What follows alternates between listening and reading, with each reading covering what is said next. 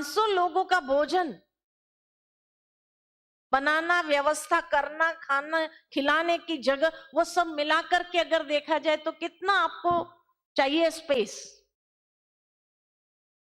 ये सब कुछ अगर देखा जाए, हरियाणा भी छोटा पड़े, इसलिए 84 कोस तो छोड़ो, लेकिन हरियाणा भी छोटा पड़ जाए।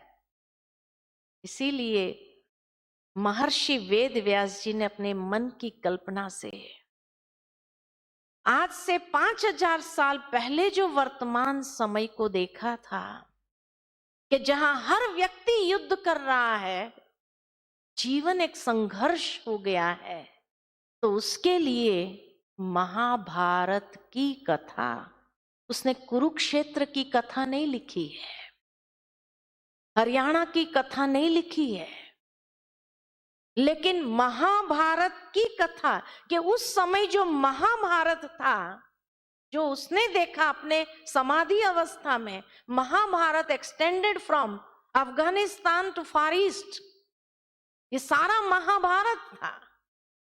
और ये सारा महाभारत में ये पॉपुलेशन संभव है। तो महर्षि वेद व्यास की कथा जो है, एक छोटे से पारिवारिक युद्ध के लिए भगवान आ जाए, तो आज तो घर घर में ये युद्ध हो रहा है, तो भगवान को आना चाहिए नहीं आना चाहिए? आना चाहिए नहीं आना चाहिए? गीता ज्ञान देना चाहिए नहीं देना चाहिए? तो यहां पर ये 3 दिन में हम एक अलग एंगल से गीता को समझने का प्रयत्न करेंगे कि हमारे जीवन के लिए ये कितनी उपयोग है, या वर्तमान समय के हिसाब से इसकी उपयोगिता क्या है, और मनुष्य आत्माएं किस तरह गीता के विजडम को आत्मसात करते हुए अपने जीवन के हर संघर्ष में विजयी हो सकता है। उस एस्पेक्ट से गीता को समझने का प्रयत्न करेंगे, क्योंकि कुरुक्षेत्र तो आज भी है, लेकिन कुरुक्षेत्र का मैदान हर एक के भीतर है। हमारा मन कुरुक्षेत्र का मैदान बन चुका है। हमारी अंतर चेतना में निरंतर ये युद्ध चलता है, दैवी शक्ति और आसुरी शक्तियों के बीच में, और हमारी चेतना में निरंतर ये युद्ध हो रहा है। आज हर इंसान युद्ध के क्षेत्र पर है। जीवन एक युद्ध है। इसीलिए गीता ज्ञान की आवश्यकता भी ऐसे समय पर ही है, क्योंकि जो अर्जुन है वो डिमोटिवेट हो रहे हैं, कायर हो रहे हैं, शस्त्र छोड़ रहे हैं, निराश, हताश, उदास हो रहा है। इसलिए उसकी जरूरत अभी है।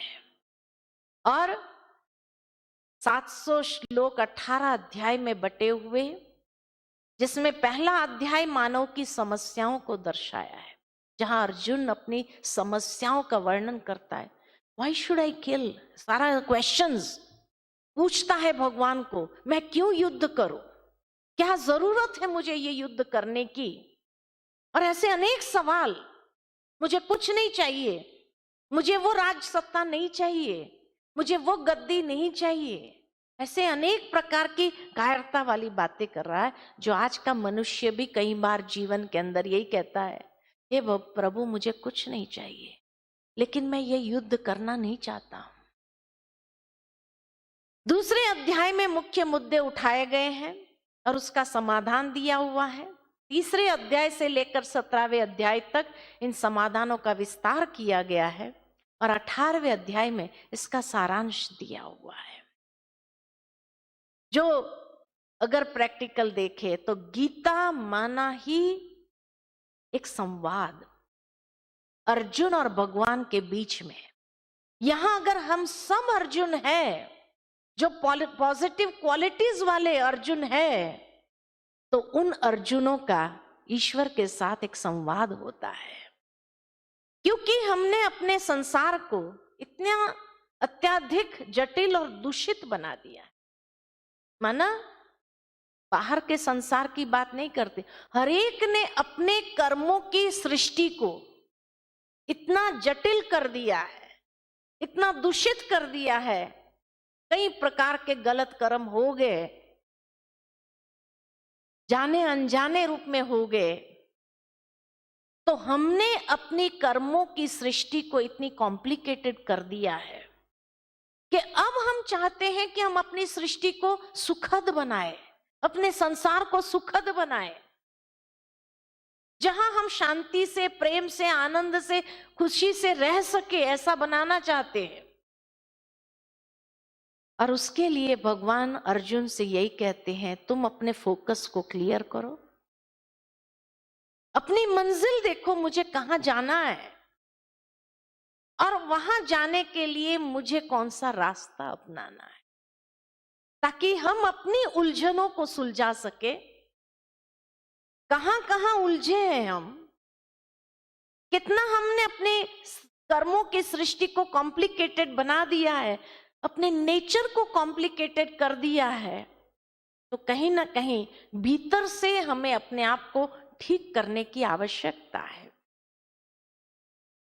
तो ये गीता ज्ञान भीतर की उलझन से कैसे हम उसको सुलझाते हुए अपनी कर्मों की सृष्टि को सुलझाएं।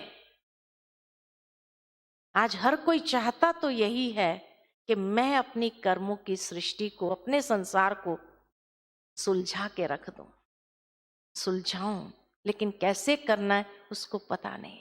उसके लिए गीता हमें दिशा निर्देश देती है, जीवन जीने की कला सिखाती है कि कैसे हम अपने जीवन को सुलझाना शुरू करें, कहां से। और उसके लिए प्रथम अध्याय अगर देखें, विषाद, युद्ध का मैदान का दृश्य है, जिसके मुख्य दो पात्र भगवान और अर्जुन, जिसके साक्षी अक्षोणी सैनिक हैं, और युद्ध में भाग लेने वाले दोनों सेनाओं के योद्धाओं के नामों की घोषणा हो चुकी है। और उसके बाद अर्जुन का हृदय निराशा में डूब रहा है, इस भय के कारण कि वो अपने मित्र संबंधियों को खो देगा और युद्ध जैसा घृणित कार्य के कारण उसको पाप लगेगा। आज दिन तक जब भी महाभारत देखते हैं, सुनते हैं, पढ़ते हैं, हमें यही सिखाया गया या बताया गया कि अर्जुन का जो विषाद था उसका कारण क्या था। कारण क्या था?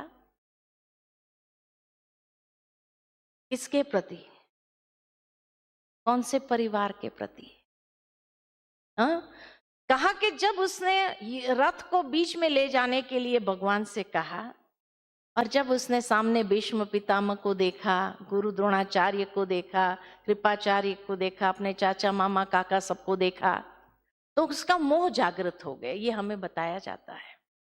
और इसीलिए उसने कहा कि हे प्रभु, मैं इन लोगों के साथ में युद्ध करना नहीं चाहता हूं, इन लोगों को मारना नहीं चाहता हूं, उसका पाप अपने सिर पे लेना नहीं चाहता हूं। अब सोचने की बात है, अगर प्रैक्टिकली हम सोचे कि बचपन से ही जिसके साथ अन्याय हुआ हो, और ये बड़ों बड़ों ने अन्याय किया हो, भीष्म पितामह, गुरु द्रोणाचार्य, जब अन्याय हो रहा था तब उन्होंने भी कुछ नहीं कहा, उस अन्याय को स्वीकार करते रहे।